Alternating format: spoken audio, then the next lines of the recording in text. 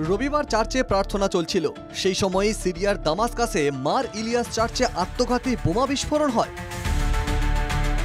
মুহূর্তে রক্তে লাল হয়ে যায় গোটা চার্চ। রক্ত ছিটকে উপাসনা স্থল যেন লাশের ডায়ে পরিণত হয়। চারিদিক ধ্বংসস্তূপে পরিণত। ঘটনাস্থলে যায় প্রশাসনের অফিসাররা। দ্রুত আহতদের হাসপাতালে নিয়ে যাওয়া হয়। গত ডিসেম্বরে তৎকালীন বাশার আল আসাদের নেতৃত্বাধীন সরকার পতনের পর দামাস্কাসে এটাই প্রথম আত্মঘাতী বোমার হামলার ঘটনা।